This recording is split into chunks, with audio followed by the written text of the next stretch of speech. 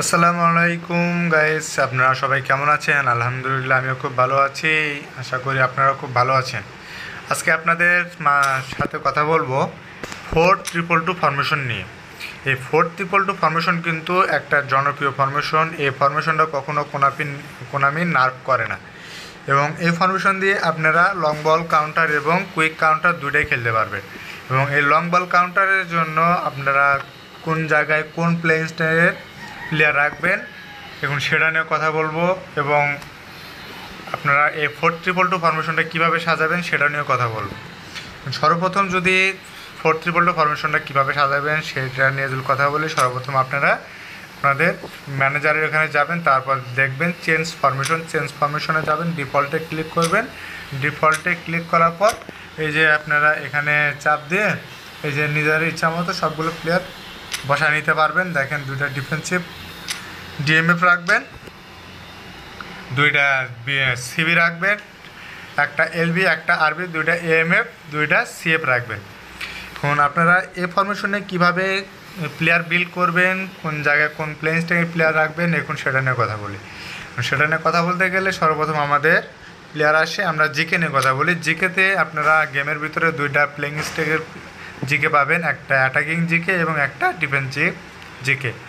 এখন আমার পার্সোনালিটিভাবে আমার সবথেকে পছন্দের জিকে ডিফেন্সিভ জিকে। আপনারা এখানে অ্যাটাকিং জিকেও রাখতে পারেন, ডিফেন্সিভ জিকেও রাখতে পারেন, সেটা এখন আপনাদের ব্যাপার। তারপর আমরা আসি এলবির ক্ষেত্রে অবশ্যই একটা ডিফেন্সিভ ফুলব্যাক খেলাবেন, এবং আরবিতেও একটা ডিফেন্সিভ ফুলব্যাক খেলানোর চেষ্টা করবেন। এমন হতে পারে আপনার আরবিটা ডিফেন্সিভ ফুলব্যাক আছে কিন্তু এলবিটার ডিফেন্সিভ ফুলব্যাক নাই, এক্ষেত্রে আপনি এলবিতে অ্যাটাকিং ফুলব্যাকও খেলাতে পারবেন। এই ক্ষেত্রে আপনার কী করতে হবে, ইন্ডিভিজুয়াল থেকে যে আপনার অ্যাটাকিং ফুলব্যাকটা আছে তাকে আপনি ডিফেন্সিভ করে দিবেন। দেখেন, আমি কিন্তু আমার আরবিটাকে কিন্তু ডিফেন্সিভ করে দিয়েছি, কারণ সে অ্যাটাকিং ফুলব্যাক। যদি আমি অ্যাটাকিং যদি করে দিই, যদি আমি ডিফেন্সিভ না করে দিই, সে কিন্তু এখান থেকে কিন্তু আবার এই দিক পর্যন্ত চলে যেতে পারে, আমার ডিফেন্স কিন্তু ফাঁকা হতে পারে। এই জন্য আমি এর ডিফেন্সিভ করে দিছি, আমার একটা ডিফেন্সিভ আরবি নাই। এখন কি করব, আমি অ্যাটাকিং আরবি খেলাচ্ছি, সমস্যা নাই, সমস্যা হচ্ছে না। তারপর আসে সিবির ক্ষেত্রে। সিবিতে অবশ্যই একটা ডেস্ট্রয়ার খেলাবেন। এই যে দেখেন, আমি কিন্তু একটা ডেস্ট্রয়ার এবং একটা বিল্ড আপ খেলাচ্ছি। বিল্ড আপটা অবশ্যই যদি আপনি অ্যাটাকিং ফুলব্যাক খেলান, সে তার পাশে একটা বিল্ড আপ রাখবেন। যদি আপনি ওই পাশে যদি ডেস্ট্রয়ার রাখেন, ডেস্ট্রয়ার কিন্তু একটু উপর দিকে চলে যায়। এখন দেখেন, আপনার আরবিটাও কিন্তু আমার অ্যাটাকিং, এখন আমার আরবিটাও কিন্তু একটু উপরে যাবে, আমার ডেস্ট্রয়ার সিবিটাও একটু উপরে যাবে। এক্ষেত্রে কিন্তু আমার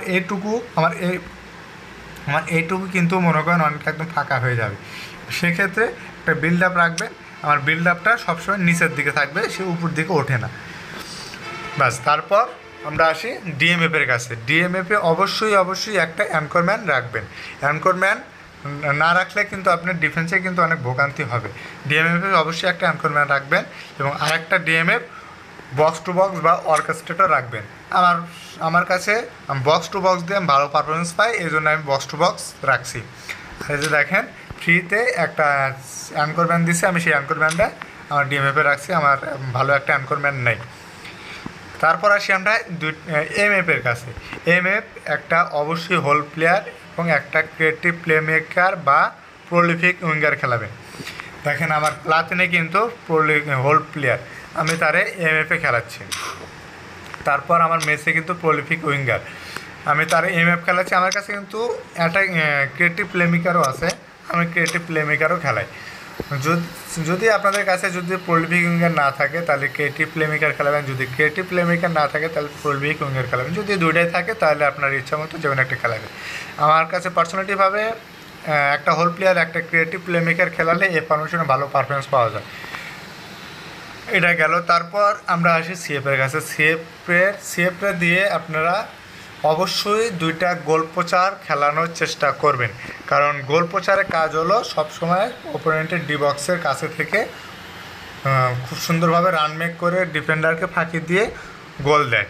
যদি আপনি ডিপ লাইন ফরওয়ার্ড খেলান, তাহলে দেখেন আমি আমার কাছে ডিপ্লেন ফরওয়ার্ড আছে, এই যে এরিক কান্তনা কিন্তু আমার ডিপ্লেন ফরওয়ার্ড খেলালে কি সে এখানে বেশিরভাগ থাকে না, ও করে কি নিজের দিকে চলে আসে। এই জন্যে আপনার অনেক সময় দেখা যায় যে মনে করেন যখন আপনার একটা থ্রো পাস দিলে আপনার সেফ রাউন্ডকে বের হতে এই সময়টা ও এখানে এই সময়টা মনে করেন আপনি থ্রো পাসটা দিতে পারেন না এবং অ্যাটাকেও ঠিকমতো যাইতে পারেন না। জন্য অবশ্যই একটা দুইটা আপনি সেফে গোল পোচা খেলানোর চেষ্টা করবে। আপনি দুইটা গোল পোচা খেলালে ভালো অ্যাটাক করতে পারবেন এবং মাঝমাঠও অনেকটা কন্ট্রোলে থাকবে, অন টু ওয়ান পাস করে আপনি অ্যাটাক করতে পারবেন। আপনারা সবাই ভালো থাকবেন। আমার ভিডিওটা ভালো লাগলে অবশ্যই লাইক, কমেন্ট এবং সাবস্ক্রাইব করে দিবেন।